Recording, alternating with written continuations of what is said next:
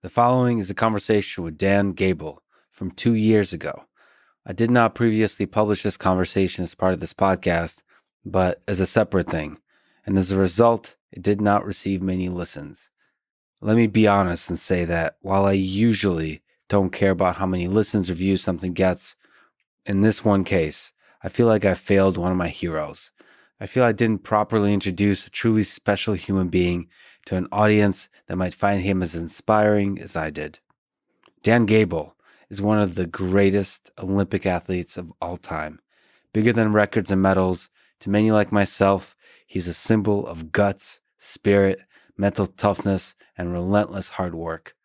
As a wrestler, he was undefeated in high school, undefeated in college until his very last match, and having lost that match, he found another level and became a world champion and an Olympic champion. And most importantly, he did so perfectly dominating his opponents. He did not surrender a single point at the 1972 Olympic Games. As a coach, he led the Iowa Hawkeyes to 15 national titles and 25 consecutive Big Ten championships. He coached 152 All-Americans, 45 national champions, 106 Big Ten champions, and 12 Olympians, including 8 medalists. He's the author of several books, including A Wrestling Life 1 and 2, and Coaching Wrestling Successfully. Quick mention of our sponsors: Trial Labs, a machine learning company, ExpressVPN, Grammarly writing helper tool, and Simply Safe Home Security. So the choice is AI, privacy, grammar, or safety. Choose wisely, my friends. And if you wish, click the sponsor links below to get a discount and to support this podcast. As a side note, let me say that I spent a few days in Iowa and got to attend a wrestling dual meet in the historic Carver Hawkeye Arena. Part of me wanted to stay in Iowa forever, to drill takedowns, to start a family, to live life simply. Wrestling is one of the pure sports, both beautiful and brutal, where both mental toughness and technical mastery of the highest form are rewarded with victory, and everything else is punished with defeat. And every such loss weighs heavy on the minds of anyone who has ever stepped on the wrestling mat, including myself. The same is true for one of the greatest wrestlers in history of the sport, the man who graciously welcomed me into his home for this conversation, the legend, Dan Gable. If you enjoy this thing, subscribe on YouTube, review it on Apple Podcasts, follow on Spotify, support on Patreon, or connect with me on Twitter at Lex Friedman. As usual, I'll do a few minutes of ads now and no ads in the middle. I try to make these interesting, but I give you timestamps, so if you skip, please still check out the sponsors by clicking the links in the description. It is, in fact, the best way to support this podcast. This episode is brought to you by Trial Labs, a company that helps build AI-based solutions for businesses of all sizes. I love these guys after talking to them on the phone especially and checking out a bunch of their demos and blog posts. If you're a business or just are curious about machine learning, check them out at triallabs.com/Lex. They've worked on a lot of different real-world problems, including price optimization, early detection of machine failures, all kinds of applications of computer vision, including face detection of lions, yes, lions, in their support of a conservation effort in Africa. Their price automation and optimization work is probably their most impressive in terms of helping businesses make money. Also, they release open source code on GitHub, like a computer vision tracker, for example. Tracking is a fascinating problem to me. In my view, it's one of the problems that still very much remains unsolved, much like occlusion and so on in computer vision. But there's been a lot of progress in the past 5 years. Anyway, Trial Labs is legit. If you own a business and want to see how AI can help you, check them out at the very special page, triallabs.com/Lex. This episode is also sponsored by ExpressVPN. You can use ExpressVPN to unlock movies and shows that are only available in other countries. ExpressVPN lets you change your online location so you can control where you want sites to think you're located. That's what I actually use my Twitter location for, to misinform you about my actual location in a hidden bunker underground in an undisclosed country that may or may not be the United States of America. So open the app, select the location, tap the one big red button to connect, and refresh the page to access thousands of new shows and movies. I personally have used it to watch Dunkirk, the film about the Dunkirk evacuation in World War II, that Churchill called a miracle in his "We Shall Fight on the Beaches" speech that is one of the most powerful, aka badass speeches of the war. Also, you can get Rick and Morty on French Netflix. The butter robot asking what is my purpose is arguably the greatest human-robot interaction in history. And I'm only half joking about that. You can stream it in high definition, no problem. No buffering or lag. It's compatible with all your devices and phones and laptops. My reading skills are the only thing worse than my jokes. Okay, it also encrypts your data and lets you surf the web safely and anonymously. Sometimes I read this off of a teleprompter, sometimes I ad-lib parts, sometimes the whole thing. ExpressVPN happens to be a pain in the ass in telling me the things I'm supposed to insert, so I use a teleprompter to make sure I say the things I'm supposed to say. Anyway, something about encryption and your data is obviously good when you surf the web safely and anonymously. Get it at expressvpn.com/LexPod to get extra 3 months free. That's expressvpn.com/LexPod if you want to experience the joy of pressing the big red button, as all of us must, at least once in their life. Okay, this show is also sponsored by Grammarly, a writing assistant tool that checks spelling, grammar, sentence structure, and readability. Grammarly Premium, the version you pay for, and the one they really want me to sell to you, offers a bunch of features over their already very good spelling and grammar check. I use it all the time. My favorite premium feature is probably the clarity check, which helps ensure that my writing is more to the point. In general, this is a skill that's important to develop without the help of a tool, but it's a good way to practice by having a kind of brainstorm with an AI system about your writing. Writing is a lonely process. Think of Grammarly as a little AI friend, like Microsoft Clippy, but smarter, though less lovable, since flaws is what makes us lovable. It integrates easily into basically anywhere people usually write things. Like for me, it's Gmail and Google Docs. I find myself going against the advice of Grammarly on occasion, but that's actually a really good teachable moment, since the inner argument I have with it is helpful to solidify why I'm going against convention. Brevity and clarity may on occasion require that we bend the rules of language. Elevate your writing with 20% off Grammarly Premium by signing up at grammarly.com/Lex. That's 20% off Grammarly Premium at grammarly.com/Lex. This show is also supported by SimpliSafe, a home security company. Every 26 seconds, there's a break-in in this country. With SimpliSafe Home Security, you can protect your home around the clock. All it takes is a simple 30-minute setup. You'll even get a free security camera when you sign up to protect your home today. I have it set up in my apartment, but unfortunately, anyone who tries to break in will be very disappointed by the lack of interesting or valuable stuff to take. Some dumbbells, pull-up bar, and some suits and shirts, as you can imagine. Anyway, U.S. News and World Report named SimpliSafe Best Overall Home Security of 2020. You set SimpliSafe up yourself in a few minutes without any tools or wiring. Plus, there's no contracts, no hidden fees, and no installation costs. Basically, they're not trying to trick you. It's very straightforward. It's a good product. People that use it, they love it. As far as I know, that's true for every sponsor I take on this podcast. That's like the ground floor requirement to be a sponsor on this podcast. Go to simplisafe.com/Lex to get a free HD camera. Again, that's simplisafe.com/Lex. And now, here's my conversation with Dan Gable.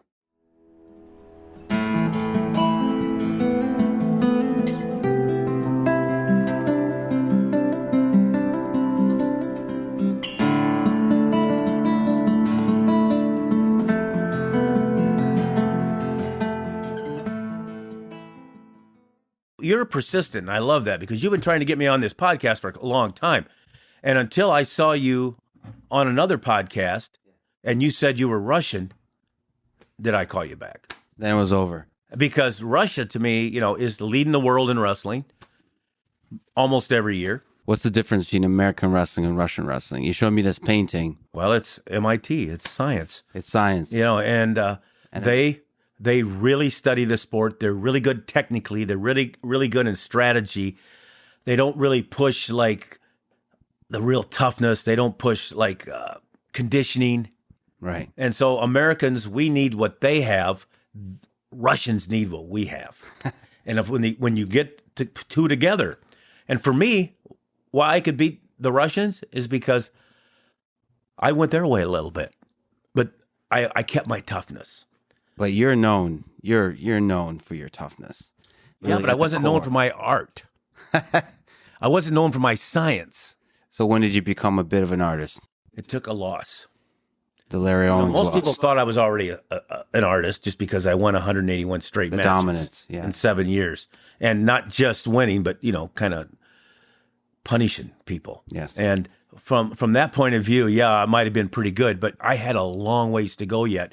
And I didn't really realize that, or I should say, I didn't really know how to get it out of me until I had a loss. And then I realized I got to buckle down, learn some of that science, become more of an artist.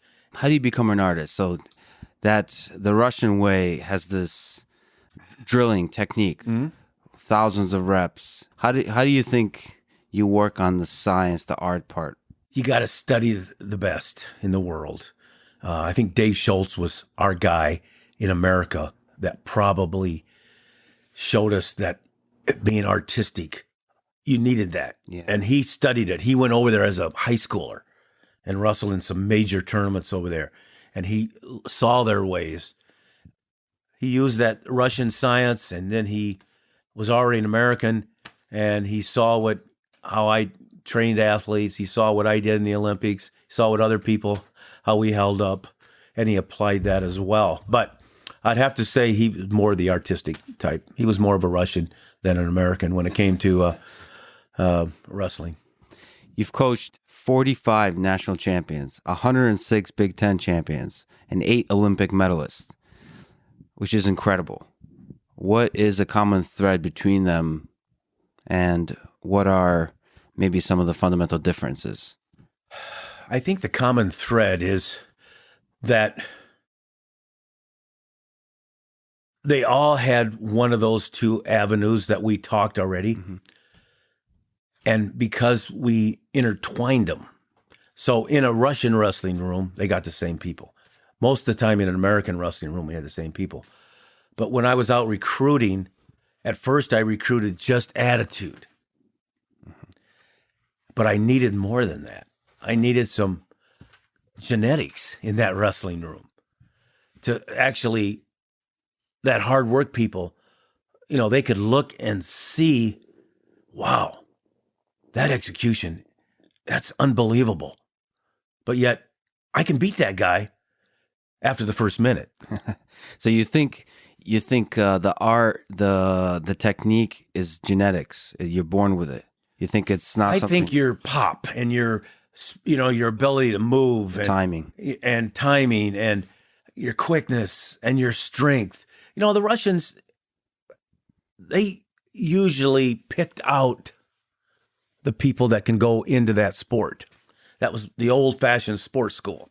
But it's mostly like when you walk into a Russian wrestling room, you see them hitting skills, techniques.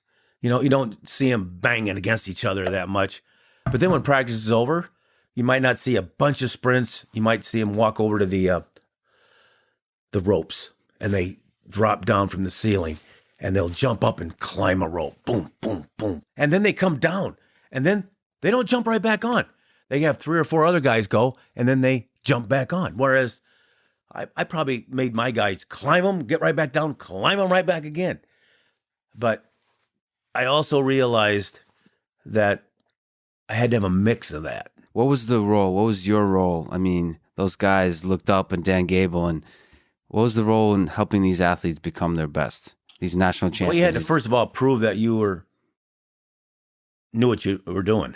In terms of technique or in terms of hard work? Everything. You had to be the first guy there and the last guy to leave, and you had to be the most dedicated guy, even though they were the ones that's trying to win the championships.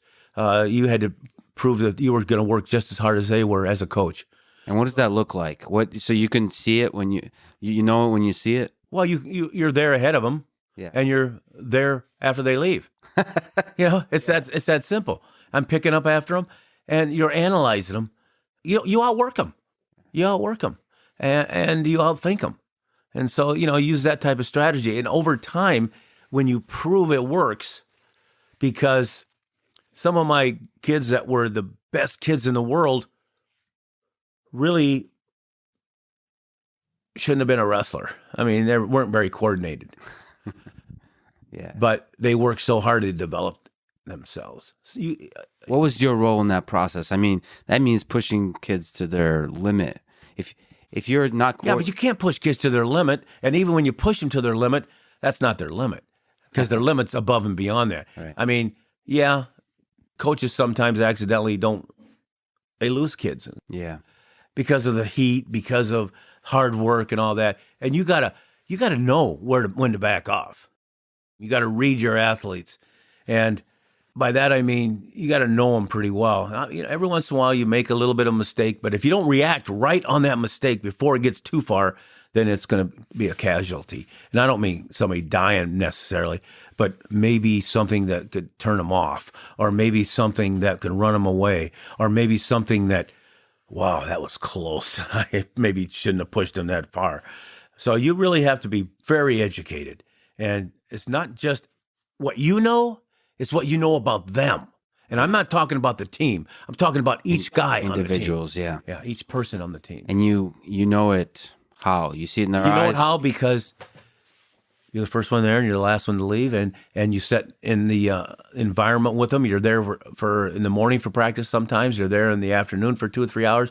After practice, you might have a hot room, or you might have a sauna or a steam or a whirlpool, and you get in there with them and you listen. You're not just feeding out information. You do that, but you're taking in a lot of that too. And I'm telling you, when you get in an atmosphere that they're relaxed and they feel comfortable, it's like a massage.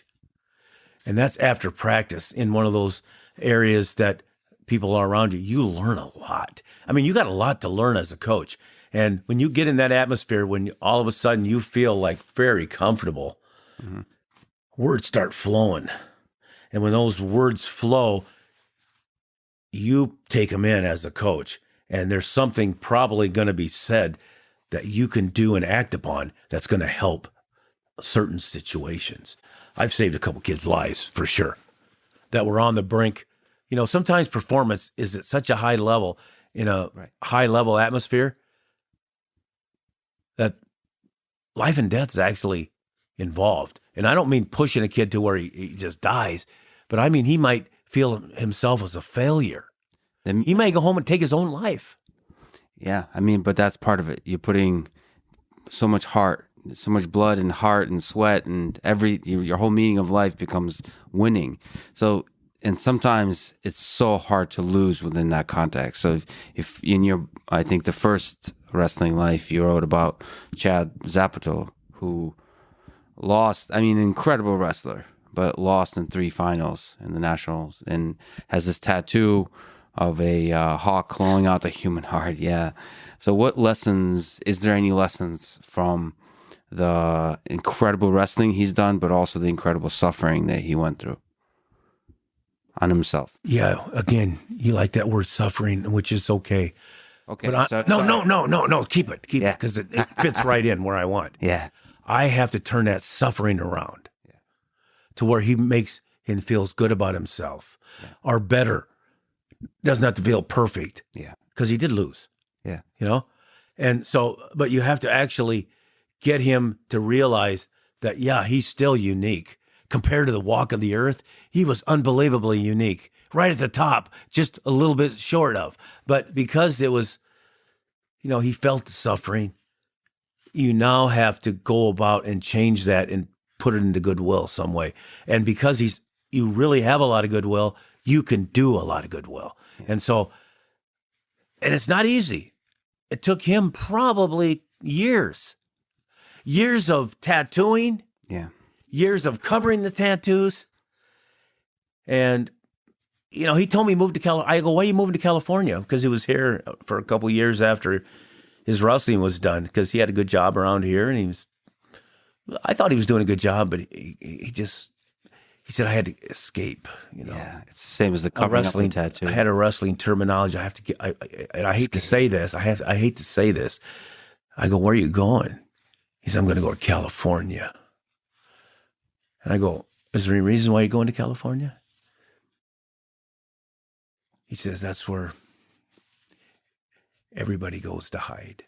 Huh. But I said, I think you're wrong there, but I think what will determine your life will be what you do from now on. And if you can, and he's actually turned it around. I mean, He's actually turned it around. You have to discover that yourself. Exactly. And he went someplace that he thought he could fit into, and I think he did. And I think he's got a good job, and he's helping people, and he covered that tattoo with feathers, another tattoo. Well, in the end, it's a beautiful story. Yeah, it is. It really is. Suffering and overcoming. Yeah, and he's not done yet. He's not done yet. No, he's not done. He's got a lot more to do. So you mentioned Roger Bannister. Again, I think in your first book, somebody you looked up to. That's the man who broke the 4-minute mile, right? When everybody said it was impossible, everyone thought it was impossible. Oh, they thought you would die. He would die. It's not It's not humanly possible. Yeah. So what? Well, you've done your homework. For what? The book or what? Oh, I don't know. For me, you've done your homework. Yeah, I know. But yeah, sent here by Putin to do research. Yeah. So what lesson do you take from that story for yourself? The impossible, trying to accomplish the impossible. Well, the impossible is possible. It's just that simple. Time changes things. I mean, if you looked at where the mile time is right now compared to that 4-minute mile, which when it was broke by a couple tenths or 3 or 4 tenths, it's now broke by another 20 seconds. Right. Yeah. I mean, by several hundred people. Yeah. Yeah. I mean, by tons of people. And it's pretty much common knowledge that you got to run a 4-minute mile if you're going to go somewhere now, or below if you're going to win events at major level. That you got to be able to do that. And so you can take that and you can look at what in time history has as its record performance, and you can realize that that record performance is going to change. Yeah. And they don't take into all the factors of knowledge. They don't take in all the factors of better shoes. They don't take in all the factors of better understanding of nutrition. I mean, it's like me as an athlete. I went to practice every day in high school for at least my sophomore and my junior and part of my senior year, and all of a sudden, a new rule came out. The rule said, before that, it said, at least most of the coaches, we don't want you drinking water at practice. Yeah. And okay, why? Because you got to toughen you up. That's a weakness, water. And so we would go through practice. I mean, and you're sweating, and then you're sweating so much that you're almost out of sweat. Yeah. And so you're mostly at the end of practice, you're not even wrestling. Excuse me. You're sitting against a wall. Yeah. Because you're tired. So then all of a sudden they say, okay, go ahead, drink water during practice. Drink Gatorade during practice. And all of a sudden at the end of practice, we're still out there competing. And so I look at my career for 2.5 years and junior high too. So I got another 3 years where I wasn't able to push as good as I could because I just was probably underhydrated. Yeah. Yeah. But at the individual level, in terms of the impossible, when did you first believe the thing that probably people would laugh at you about was that you would be an Olympic champion? Well, I always visualized me being the best. You believed it in the very beginning. Forever. Yeah, I was I don't know if you call it a dreamer or somebody that I was just involved with competitive sports at the YMCA from age 5. Did you tell people that dream that you're going to be Olympic champion one day? You can be the best in the world? I think they knew. And the only reason why they knew, because there was something a little different about this guy. He was... He's not going to stop. Well, he was out in the yard. Yeah. And he was swinging baseball bats, Yeah. at 6, at 7, at 8, at 9, and 10. And he was swinging baseball bats so much right-handed and so much left-handed with nobody even there throwing the ball. Yeah.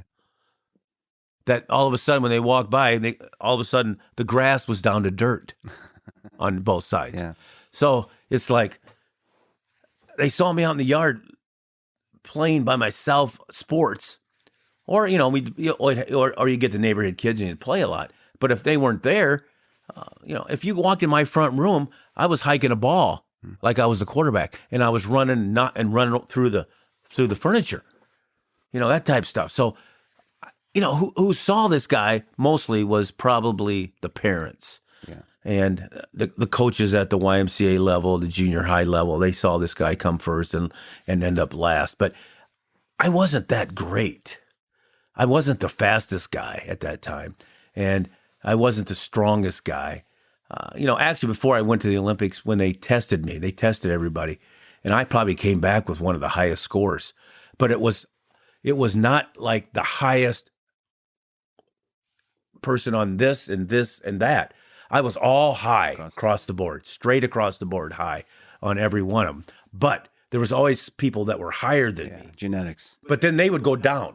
Yeah. Then they would test on something else and go back up. Mine stayed high all across the board. And so I really didn't have too many flaws, but I didn't have any things that also said that you were going to be unscored upon at the Olympic Games. Right. So take me through that day, if you could. 1972, when you were going for the 68 kilogram freestyle wrestling gold, you scored 57 points, if I'm correct, and had 0 points scored on you.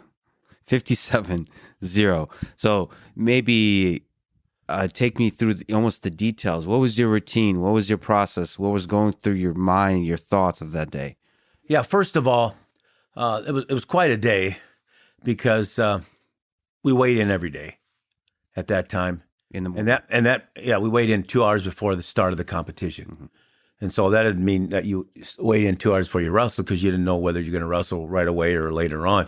In fact, in that day, I don't think I wrestled until later on in the evening. So had all day to recover, but I didn't really need it anyway because, I wasn't really pulling a whole lot of weight. But just it was just interesting. But what was in your mind? What were you thinking? Were you nervous? Were you? I was confident. You knew you were going to win the gold. Yeah, I knew I was going to win. But in reality, I didn't know it from a cocky point of view. I only knew it because for the last 3.5 years, I had been going to practice, and I'd been winning every practice. You felt good. And I hardly ever lose a takedown. And if I lost this, somebody scored on me, it was like when I went to bed, I couldn't sleep until I figured it out. Or if I didn't figure it out, I would fall asleep, and I would wake up with the answer of what I needed, why I got scored upon. So maybe now that you've won the gold, can you tell me in the practice room when somebody took you down, how do you take Dan Gable down in the practice room? Well, timing, very technique? Difficult, but yes, somebody could, because they were going for one move. All I wanted was one move. Whereas, if you can wrestle somebody, you can wrestle them the whole practice or half a practice for at least 10, 15 minutes. And they were maybe going to score if they could work it in their mind. But they knew that was going to be their victory. So in the practice room, maybe you can educate me. When you're going for the Olympic gold, you didn't want to allow any takedowns. So there's no such thing as working on some kind of weird position, a weak point or something. It's important to not let down a takedown. It's kind of like what we were saying before. If something happened and somebody scored on me in a certain way, I would go over that situation, over it again, and I would come up with an answer. And then I would actually test it. Yeah. Maybe I wouldn't go right back the next day because I didn't want the guy to, to not have I didn't want him to think that I was thinking about it all night. I didn't tell him. But maybe 3 days later when we wrestled again, I actually had it figured out because he wasn't able to. Or even if I was in on an offensive move and I got stopped and didn't score, I had to go back and filter that. But it wasn't something that usually I couldn't solve. Right. I could usually solve it. Let's go back to the Olympic Games. So I get up in the morning, and I'm not sure when the weigh-ins were, but I think I was probably a pound over.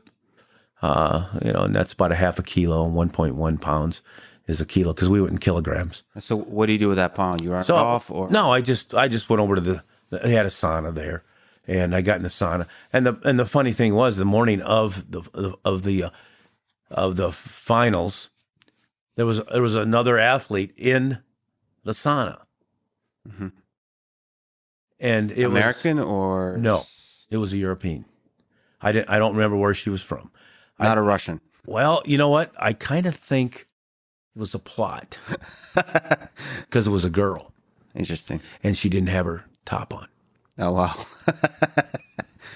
And that was pretty common. And so, it's kind of interesting. You think back about it because there's some funny things that go on behind the scenes in Olympic Games, in World Games, anytime when you have country against country. And so there's some crazy stuff Mind that goes games. on. Yeah. Did any of it affect you? Was there any? Well, I almost stayed too long in the sauna. You lost a little bit over I a lost pound. a little more than a pound. Yeah. But it didn't really bother me because I wasn't like cutting a lot of weight. So your match against the Russian, the Azhulayev? Yeah, Azhulayev. He went on to be a two-time world champion, a silver medalist as well. I mean, this is an incredible wrestler. So what was going through your mind before stepping on the mat with that guy? You've beaten a bunch of wrestlers, haven't had a point scored on you, and you're stepping on the mat against the Russian, who you said was really the Soviets picked to beat you. Right, and I know why they picked him, because he had a great attitude. So he wasn't just the typical artist. Mm-hmm. He was a good artist. He hooked elbows like Sajalayev, and he's from that area of the world where they have some of those types of moves. But he was a goer.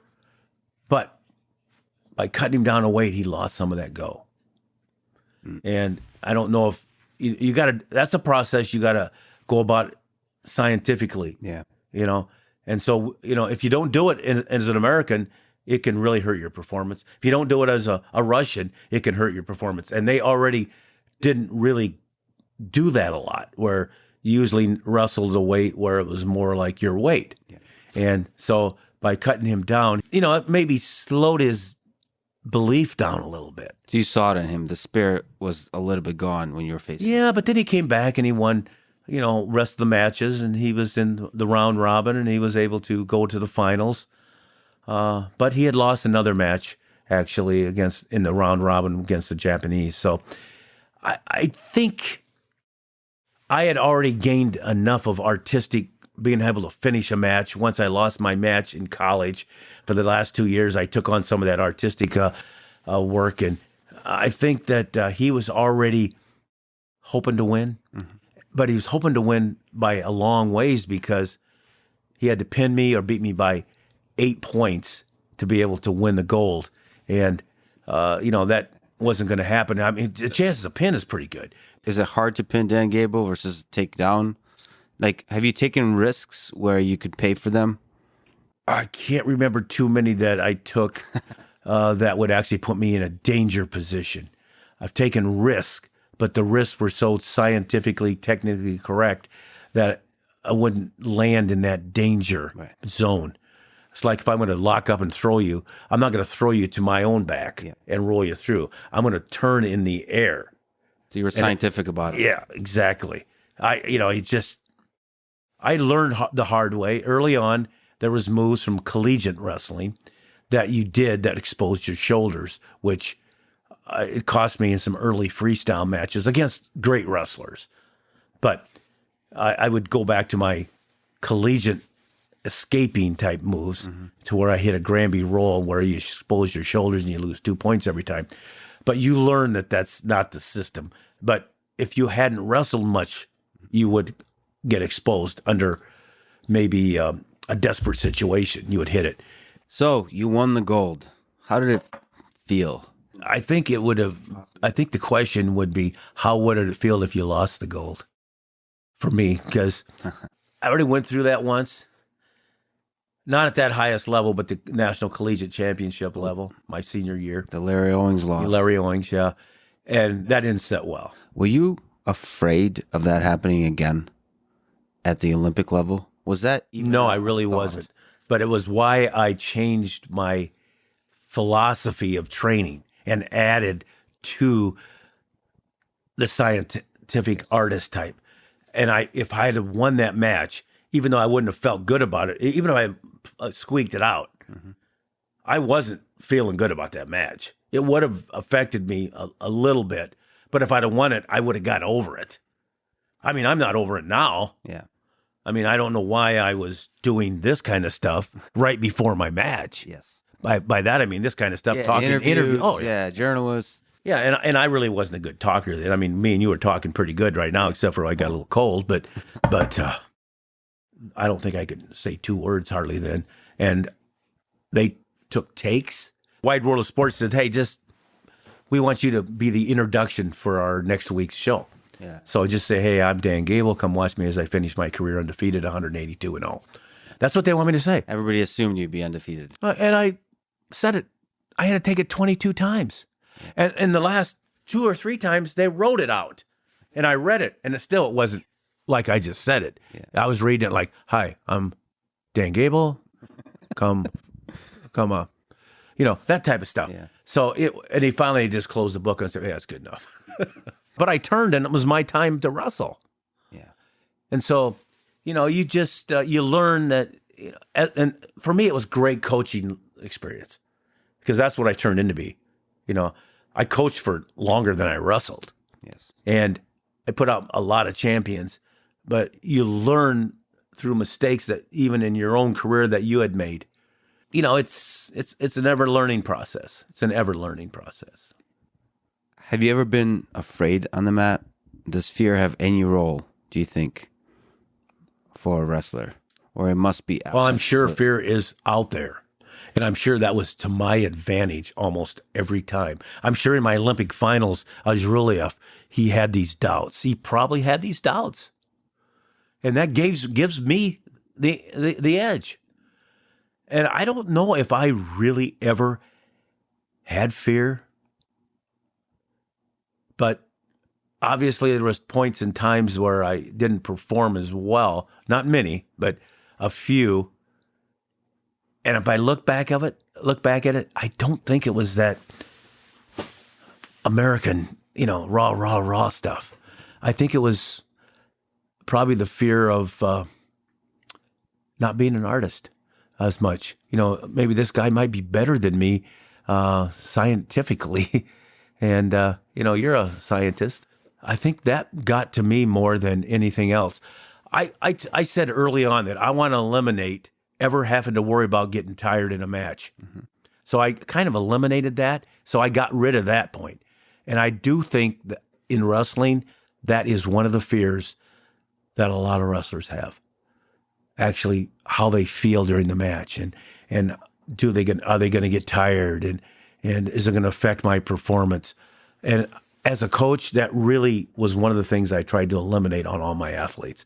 So there wasn't that fear factor, but that fear factor would be put upon my opponent, which would give me an edge. But that's not what I needed as much. I needed to just focus, make sure that I was doing the right things. And I needed my team to be focused. So I made sure that for my mistakes as an athlete or even as a coach sometimes, that I didn't repeat them. And if you make a mistake once and then you can repeat it, then it's like you didn't learn anything. Your goal throughout your wrestling career, as you've beautifully put, was to work so hard that you pass out on the mat, right? That you would be carried off the mat. So you never did successfully that's one of the ways you failed in your careers. You've never worked so hard that you've passed out. Have you ever come close? Do you remember a time that you've come close, that you've been pushed to the limits of exhaustion? You know, the question is really a good question about that pushing to you collapse. Yeah. Because as a coach today, I don't think I could, if I said that to my athletes, I don't know, I could get in trouble. Because, it's It's like, understood, isn't it, by the athletes? yeah, they understand it, but the outside might not understand it because it's almost like, what do you mean there? You push them to the point where they go collapse. That means they may die or something might happen to them. And, that's dangerous. That's dangerous. We can't have our kid in that type of atmosphere. But it's something that's highly unlikely that's going to happen. But I'm going to tell you, there's many times in a practice where I had pushed myself to all of a sudden the whistle blew or it was time to stop. And when I got up off the mat or wherever I was at and I needed water, I needed fresh air because you're usually in a fairly small room with a lot of guys that the heat rises and it's hard to breathe. And that I can remember, and I stayed a lot of times not by the door, at the far end of the room. I can remember walking from the far end of the room to that door. And I can remember, am I going to make it the next step? Am I going to make it the next step? Yeah. I need air. I need water. I need oxygen. I need to get out of here. It didn't happen often, but I can recount 4 or 5 times in my career that I pushed myself to that level where I thought I was going to maybe go out, but every step I was dizzy. But once I got to that door, I was able to open it and go out and grab the water and get cold water in my face. And so, no, I never really was able to do that. And I think the story is in a book where my daughter pushed to collapse, Molly. I made you proud. Oh, my gosh. And she didn't win. Yeah. But she pushed to collapse. Yeah. Now, did she suffer because of that? Well, she didn't get to go to the next event because she had to qualify. But I think it probably helped her too, realizing because she was winning the race and she was beating people she normally never pushed, but she was at a new level that she had never been before, and she only needed about 5 feet to finish. And it was just one of those things that I bet there was a lot of learning that she did there, and it probably made her realize that she could be better. But she had to hold up, though. So you mentioned in Wrestling Life that the Brands brothers looked up to Royce Alger, who was known for pushing the limits of physical wrestling, but not getting too rough. So how do you find the line between extreme physical wrestling, but at the same time not rough wrestling or angry wrestling? So that line between aggression, tough wrestling, and anger. Well, I think anger would cause less successful wrestling. I think anger would cause you to make mistakes and actually get out of position because I think anger is kind of a loss of control. And there can be a furious type of attack. Mm-hmm. But I think if it crosses the line to anger, then you're going to be vulnerable. And so Royce and the Brands wrestled to the edge, through the edge, but when the whistle blew, they stopped. And there's people that when the whistle blows, they keep going. Mm-hmm. It's like in a football game, a fight breaks out and it's after the whistles blow. Well, when the whistle blew, they backed off. Mm-hmm. So that whistle was something that in a match that kind of gave them the boundaries. But perhaps it could be a little bit of fuel. So in Wrestling Tough, the book that you just got from Mike Chapman, the new edition, talks about Bill Cole, undefeated Northern Iowa wrestler, and how he talked about how my strength, speed, and ability to think were increased tremendously by just sitting apart from the action prior to the match and getting into a state of controlled anger. So can anger... Controlled anger. Controlled. Cool. Yeah. So anger could be fuel as long as it's controlled. Right, exactly. You had that line. One side of the line, you can have an anger for performance. And the other side of the line, if you go beyond that, it's not going to be for performance. It's going to be for not performance because you're going to lose points. Yeah. It's a fine line. There's definitely a fine line. you're talking about Roy Salger. You're talking about Tom Brands. You're talking about Terry Brands. I mean, you got world championship titles there. You got Olympic championship title there. You got a world silver medalist in Roy Salger. And, you know, and that's what, when I talk to him about the world silver medalist, he's haunted by that. Because he was actually 20 seconds away from winning when he got beat in the end there. But that's part of the game. And I don't know whether he's okay with it or not, because he says after talking about things, he goes, I'm okay with it now. But then he keeps talking about it. So I don't really think he's okay with it. And it's hard for him to actually make amends to himself when you really don't do it. I mean, it's no matter what the situation, even with the Owings loss. Yeah. It still eats it. I mean, yeah, I'm a world champion. He's not. And he wanted to be. Yeah. I'm an Olympic champion. He's not. And he wanted to be. One of the greatest coaches of all time. Yeah.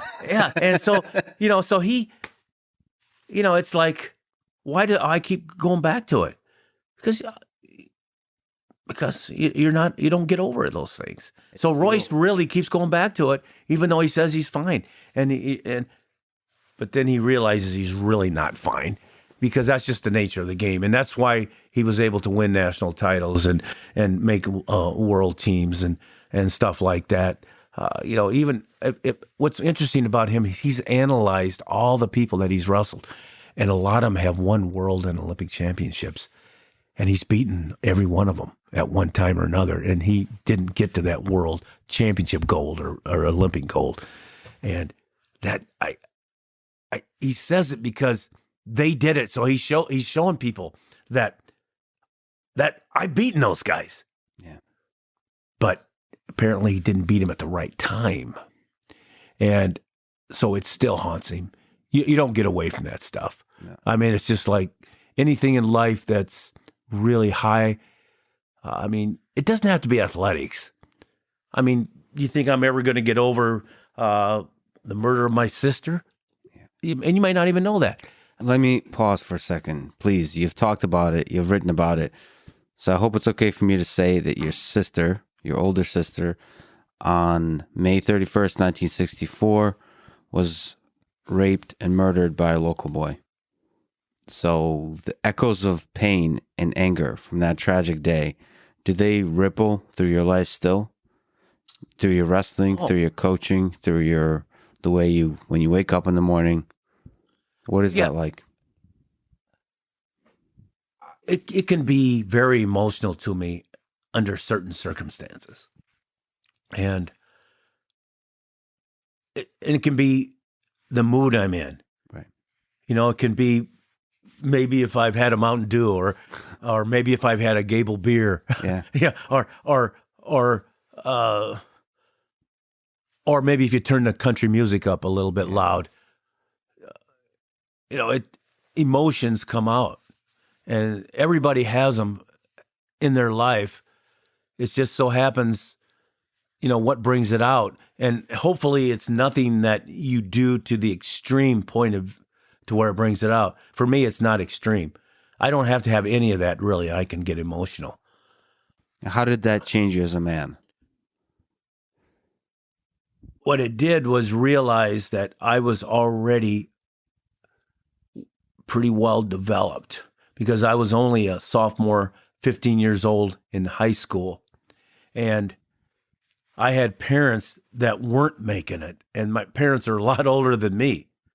And now that we're down just to me and my parents, and I'm going to be around the house for another 2 years, and they had just lost a daughter that was the only other sibling, they weren't handling it. Yeah. They were the ones that were suffering much more than me, even though I always look back upon one area that I wasn't good at was communication at that time, except inside the wrestling room, because I had been tipped off. And tipped off? What do you mean? Well, the neighbor boy said that something to me about my sister just 3 weeks before that. That's right. That really wasn't normal or practical. And I said nothing to nobody. You don't, is there a part of you that blames yourself? Yeah, absolutely. Absolutely. But I'm 15 years old, and you make mistakes. And you don't really act on everything that happens in your life. But I can tell you how it affected me, and I acted a lot on anything that maybe wasn't even of that consequence. I mean, because I had 4 daughters, and I'm telling you, when they left every time to go somewhere in a car or go out with someplace, I always said something to them. And they would always say, Dad, you said that last night. I don't care. What, like I love you, or No, like be careful? I'd say like don't be driving and drinking, or don't be in a car with somebody that's of the same nature, or stay out of trouble. Don't go be somewhere where you have. I said, you know how to get out of a car if your car goes into the river.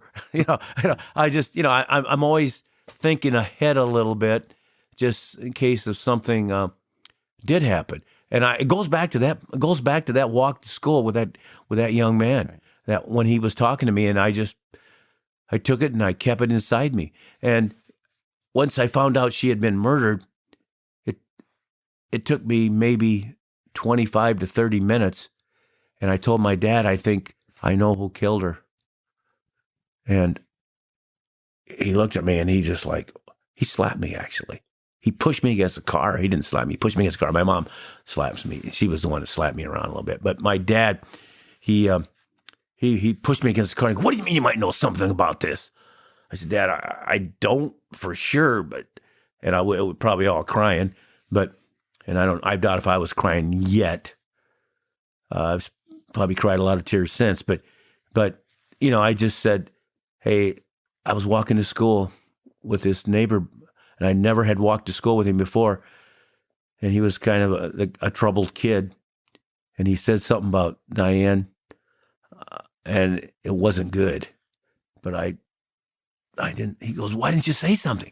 I said, Daddy, I just boy talk, So, and so he hugged me. And, it was one of these things that it's definitely made me a lot of who I am, because there's been a lot of choices, and I took the word choice out of my life, and I just like to say, okay, do the right thing, do the thing that you should do. And so it's like, you're going to do this or this. Well, what do you mean? Which one's better? Well, then so I don't have that choice. Yeah. Just give me the right way to go. And so, not that I've been perfect by any means, but it's made a big difference in my life, on how I handled my life. It's probably given me the opportunity to be married for 44 years. It's just given me opportunities to be better in my life, and I want to thank my sister for that. It's and I think my family was ready to make a split because of that incident. They're blaming each other, and I think that I was able to help, but more than that, they really liked each other, but they didn't really know it at the time until I got out of the house. 2 years later, it probably was going on for a couple of years until I moved on and went to college. Then they found out they really liked each other when they were alone, and it worked out pretty good. But I think them being able to follow me, not just through college and Olympics and worlds, but my coaching. So it's the same success and factor, the excitement and all those things gave them a real purpose. And it gave my 4 daughters, it gave my wife, a real purpose to be able to be close to all these champions and championships. And now it's like there's a family of 22, and they're all interested in what we're interested in. And it's going good, knock on wood. But it's something that when all of a sudden you got too much time in your hands and you're not accomplishing much, that things probably, get off track. What do you think is the role of family in wrestling? Can a man do it alone? And if not, where's family most important? You can do it alone, but why would you want to? Yeah. I think the chances of doing it alone are much less than the chances of doing it together. I know they say don't bring your profession home sometimes. They say that. But I never got away from my profession. Yeah. And, sometimes it's like my house right here. So when I'm moving home, and I'm not going to have an office because I'm not going to coach anymore, or I'm not going to be an assistant athletic director for a while, that you got to do something that gives you a little bit of a break. Not you necessarily, maybe the person you're living with. Mm-hmm. And so I don't know if you looked outside there. I got a cabin right out in my backyard. You probably can't see it right there, but What's in the cabin? that's my house away from my house. It's only 30 feet from my house, and it's my office, and it's my workout room. I got a sauna there. It's a bed upstairs if I need it. If I ever get too close and she says, "Hey, why don't you go sleep in the other house?" But, she kicks me out of the bed, but Get the heck out. it's never happened. Yeah. But I do spend a lot of time out there, and it's you got to have a little distance sometimes, and you got to know your role. And so all of a sudden, when you're a guy that's been gone your whole life from 8 o'clock in the morning till close to 7:30 or 8 o'clock at night, so 11, 12 hours a day, then all of a sudden you're not gone as much, even though you still work. She's trying to slow me down now. I'm doing not so much like here, what we're doing right now, but it's when I get in the car and drive somewhere or fly somewhere. Like just last night, I went to bed and I hadn't told her that this guy called me and he wants me to speak for want to build another wrestling, wants to start another wrestlers in business networking out in Delaware, because we don't have any colleges in wrestling in Delaware. Mm-hmm. And so I said, well, I'll gladly do that because that's my life, So, but then all of a sudden I didn't say anything to my wife until all of a sudden this morning, and I told her that I might go on the Friday the 21st of December. Oh no. Well, I said that's not Christmas. She goes, we're celebrating Christmas that weekend early because a lot of the family can't be here except for that weekend. Yeah. And I said, oh, well, that's not going to work. But I kind of didn't say anything to her at first. And then, I tell you, she started getting a little emotional. And if I want to stay married for another year, 45 years, then I better tell those people that I got family obligations, because it depends what's most important. Yeah. I love wrestling. I love wrestling, and I want to start help start another Wrestlers in Business Network. But there's more than one Dan Gable out there. Well, maybe not. But no, there's a lot of people that are maybe even closer. Yeah. And they got big names. I mean, we're doing pretty well right now. I mean, we got first 2 years ago, and we got second this year. And then we got the women's freestyles doing good in wrestling. We got to work a little bit on our Greco yet, but they are working on it. But our men's freestyle team right now are excellent, and the key for them is to get them all on the same page instead of just have new highlights. And by that I'm saying, you look and see who won this year. Well, the three guys that have never won before won this year. We had 3 world champions. Our 2 past world champions didn't win this year. I mean, they did okay, They got medals. Did Burroughs win? No, he did not. He got 3rd. Oh, that's right. He got bronze, yeah. And Sajalayev Snyder got 2nd. So those 2 are our main guys, So the 3 new guys that came through were guys that hadn't won world gold. In fact, 2 of them have never made a world team before. And so when we have 3 world champions this year, but we needed all 5 of them to come through to win the championships. And so the key really is getting them all to do the same at the same time, year in and year out, and not just based on, Burroughs got beat this year, so he'll win next year. It's got to be every year if you're capable of doing that. And that's what the coaching staff has to do.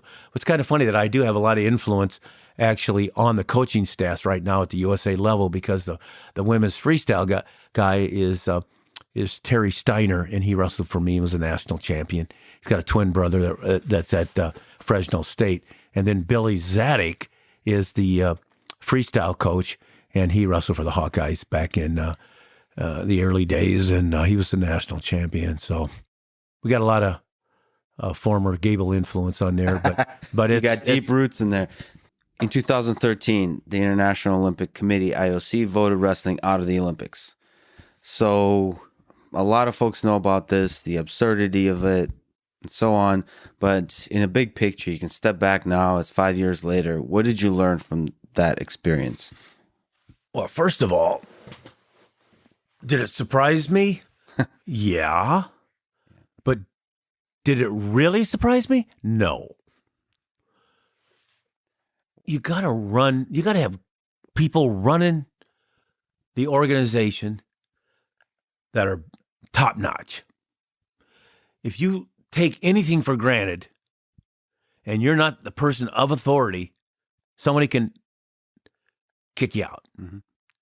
And even though we had a lot of authority because we're wrestling, we're one of the first sports in the Olympics ever, and that we think that, we're in 180 some countries, and some of the number one countries in the world that are politically strong have the sport. Mm-hmm. We thought we were okay. But then you got to look and see who's running the IOC. The IOC, the International Olympic Committee. Yeah. And then you got to see that in wrestling, we don't have anybody in there. I mean, that shocked me. We've never had anybody on the IOC from wrestling. Yeah. You know why? Because we didn't have to. But yes, that's wrong. You have to. And if you don't have somebody looking out for you right within the structure, then it's pretty easy people turn their head. Yeah. But all it took was the statement, you guys are kicked out of the Olympics. You guys are done. Everybody came together. And then, woke up. well, yeah, I mean, it's the first time in history that probably all this competitive people Mm-hmm. that were working for their own agenda turned that agenda to the sport. And that made a big difference, and we got a lot done. In fact, in America, there was several people that were really out there that we didn't know about until this point in time. And when they came aboard, now they're still aboard. That doesn't mean we're doing everything perfect, because we got voted back in before we even got kicked out, really, that doesn't mean we're by any means safe. Mm-hmm. We have to do some of the things that I'm talking about, or some of the things that we didn't do before. We can't fall right back into the same mess. Yes. And so our leadership got changed, and it's better, but it's got to stay better. But there are things that we could still be doing to make sure that we don't have situations like this happen. I'll tell you, when I first learned about it, I was like, I broke down and wept. Yeah. Again, it's like every once in a while I'll break down and cry about my sister. Yeah. Or I'll break down and I don't know if I cry about losing to Owings, but I probably get more determined. Yeah. But that's kind of, you have to go back and think about those moments when I heard that moment, and it just overcame me. It was like 4:30 in the morning when I heard about it. And my wife had been up looking at the internet, and she woke me up, and I thought she was joking. But I jumped out of bed really quick when she said that. I knew she was serious. And I started making phone calls right then to find out if it was true. And when I found out it was true, it was just like devastating, and it was one of these things that it's a nightmare. But you don't let it happen again. It's that simple. Yeah. And you keep getting stronger. Yeah.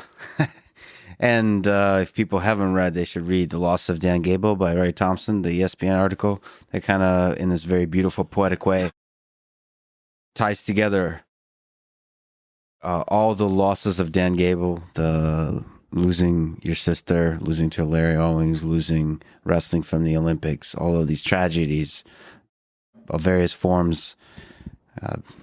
So that's the IOC. There's politics, and you're sort of being very pragmatic. But Stepping back, wrestling is one of the oldest forms of combat, period. Dating back, there's cave drawings 15,000 years ago. And if you look at the ancient Olympics, the Greek Olympics, 2,700 years ago, did you ever, when you wrestled or coached, do you now see wrestling in this way, of freestyle and folk style wrestling, the purity of sort of two human beings locked in combat, the roots of that, us as just human beings, this fair struggle between two men or two women? I don't think I ever looked at it as anything but just a combat. And I think there's times that have made me figure out how to make that combat better. There's little markers or little points in time in your life that make you wonder, or I should say determined, to be able to get more out of yourself and to be able to take it to a new level. And I don't think people can actually feel that way unless you've actually had a lot of accomplishments in anything. I think there's anything out there. I mean, no matter what sport, or breaking the 4-minute mile. I mean, when Roger Bannister broke that 4-minute mile, I can't imagine him breaking it from his best time being 4:30. You know, it's one of these things that along the line there that he had some close calls, or he had some coaching that was giving him the opportunity to become a little better.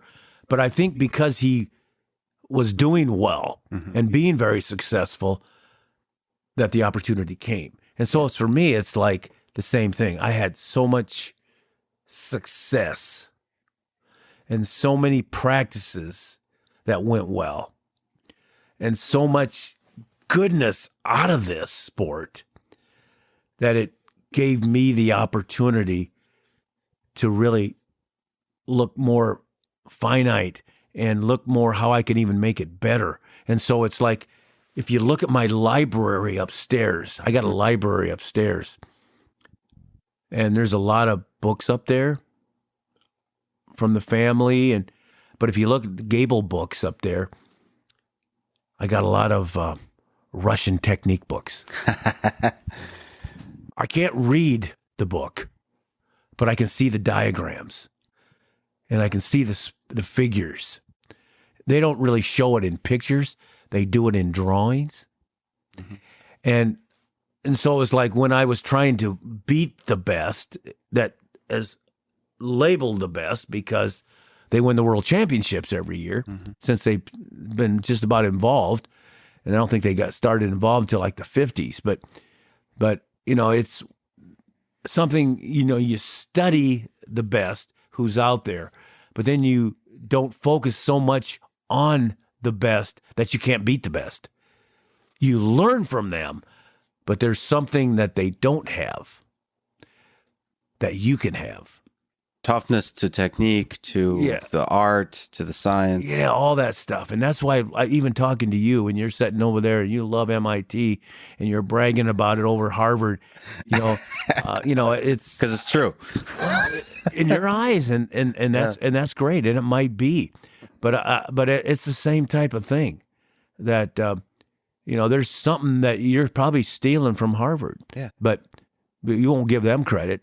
Well, Dan, in the interest of time, I've read that you're pretty serious. You're pretty seriously into fishing. So, what's the biggest fish you ever caught? What are we talking about here? You're talking about? No, I don't think I've ever caught a big ocean fish. I'm a river lake fisherman. I have bass, fished in trout. No, probably northern. Okay, I probably caught a northern that weighed 20 some pounds. You know, the fish I like to catch is walleyes, and the reason why I like to catch them because they're really good eating fish, and the best eating fish are not the real big ones. You know, it's kind of interesting. I got people hunting deer right on my land, and they're looking for the big bucks, but they're not the best eaters. If you want to eat them, but they're the best trophy. So, you know, I do have a couple of trophy walleyes on the wall, but most of the time I throw the big ones back and put them back in there. So I don't know if you know, there's a book by Hemingway called Old Man and the Sea. I've heard of it. And Ernest Hemingway? Ernest Hemingway, yeah. And he there's an old man that basically catches an 18-footer, but it can't pull it in, doesn't have the strength, so they together spend while the sharks eat away at it. I mean, it's this very powerful story. I think won the Nobel Prize, but he says it's better to be lucky. The old man says it's better to be lucky, but I would rather be exact. That way, when luck comes, you're ready. So let me ask, what do you think about luck? Do you believe in free will, that we have actions that control the direction, destination of our life? Or does luck and some other outside forces really land you where you end up? For me, I'm not about luck, but I do think luck is involved. But I think it's mostly created, just how lucky you are through preparations. And things have happened in my life forever, and a lot of good things. And a lot of people could say, hey, you've been pretty lucky to win all these awards. I don't know. If you analyze my life, I don't think it was involved with luck. I think it was more involved with preparation. And, and again, science, had you been smarter, had you understood that you could do some things and be just as lucky, that'd be great. But I'm only as smart as today. So when I was training in my life, and me even training people in my life, as of that moment, that's how lucky I am to be able to have whatever is available to me. And that's what you call that a lot of science. So for me, I think that, like right now, if I look back, I do a lot of things different. Just because things are proven differently. Like I'd give people water during practice, and I did. And I would let them change their wrestling shoes into running shoes to run sprints on the concrete. Or I would actually maybe I had a guy climb 12 ropes after practice, one after another. And then maybe the next day I'd do it again. I might not make him do it the next day. I might let him recover a little bit more. And you got to learn, keep adding to your philosophy. And your philosophy may have been great at that time, but it's at that time. And what is really important is where you at with this time, today. And so there's better ways to do things. Now, if you ever take attitude out of it and just depend on total science, then, you're not going to be as I think I listened to a couple people that are really pretty famous people. One of them was John Irving. He was a writer. Yeah. And he told me, he says, you think I really learned how to be a great writer in writing school? He said, yeah, I learned a lot there. But really what gave me the ability to stay focused, to work extra hours, to be more disciplined was wrestling practices. That's right. He was a wrestler. Yeah. Yeah. He goes, I go back to that.